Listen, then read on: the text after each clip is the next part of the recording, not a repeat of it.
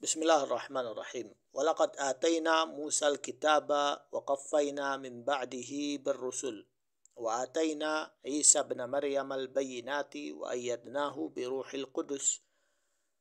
Afa kullama ja'akum rasulun bima la tahwa anfusukum istakbartum fa fariqan kadzabtum wa fariqan taqtulun. Al-Baqarah ayat 87. Artinya, dan sungguh kami telah memberikan kitab Taurat kepada Musa dan kami susulkan setelahnya dengan rasul-rasul. Jadi Bani Israel itu banyak rasul-rasul dan nabinya ya. Karena merekalah yang mengatur ya kondisi dan memimpin kaumnya. Bani Israel itu para nabi dan rasul. Dan kami telah berikan kepada Isa putra Maryam bukti-bukti kebenaran serta kami perkuat dia dengan Ruhul Kudus. Ya, Ruhul Kudus itu artinya Jibril ya. Jadi kalau ada Ruhul Kudus atau Ar-Ruh ya kadang disingkat Ar-Ruh ya. Itu Jibril. Mengapa setiap rasul yang datang kepadamu membawa sesuatu, maksudnya nabi-nabi yang setelahnya ya, pelajaran, peringatan yang tidak kamu inginkan, kamu menyombongkan diri, lalu sebagian kamu dustakan dan sebagian lain kamu bunuh. Itu adalah kebiasaan mereka, Bani Israel. Bani Israel ada dari nabi, rasul, orang-orang soleh. Namun kebanyakan dari mereka itu fasik ya.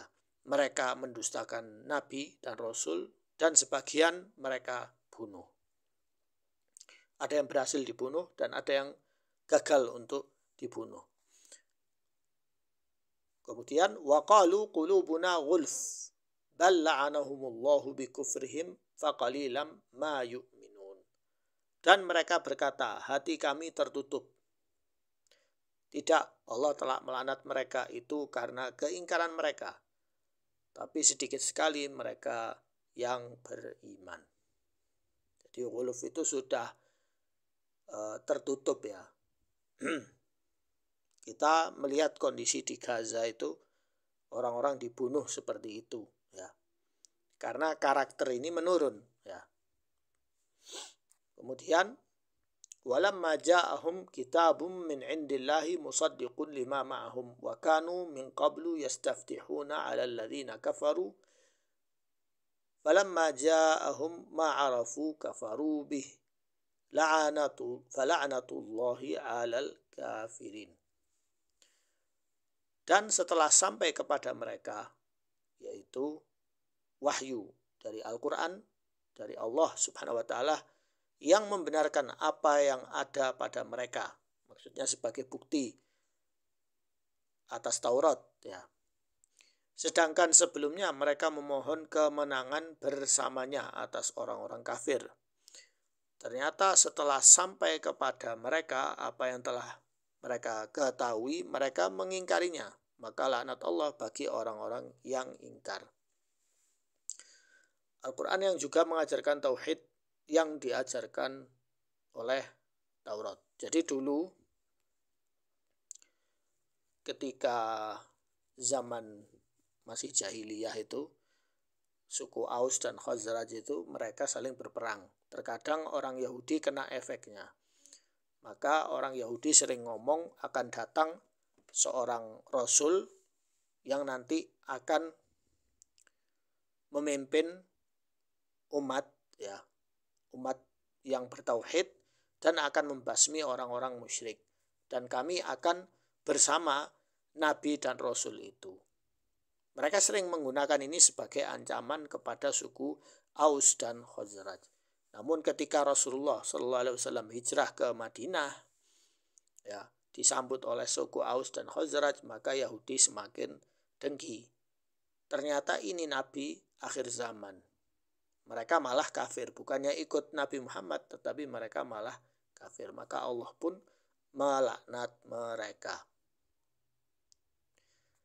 Bi'sa mashtarau bihi anfusahum ay yakfuru bima anzalallahu baghyan ay yunazzilallahu ayyunazzilallahu min fadlihi ala man yasha'u min ibadihi faba'u bighadabin ala ghadab walil kafirina adzabun muhin.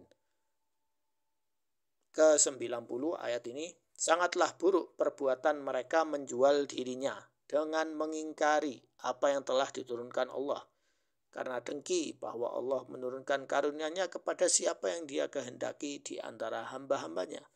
Karena itulah mereka menanggung kemurkaan demi kemurkaan, dan kepada orang-orang kafir ditimpakan azab yang menghinakan.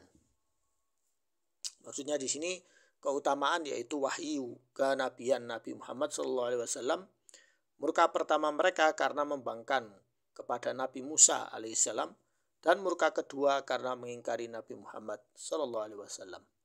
Jadi mereka bertanya, kenapa Nabi kok dari bangsa Arab, bukan dari bangsa kita sendiri, ya. Dan Nabi ini bukan dari Madinah ternyata, tetapi dari Mekah dan hijrah ke Madinah. Mereka dengki, kemudian mereka tidak mau beriman, lalu mereka rubah isi Taurat itu untuk kepentingan diri mereka yang tertipu dengan dunia yang fana ini.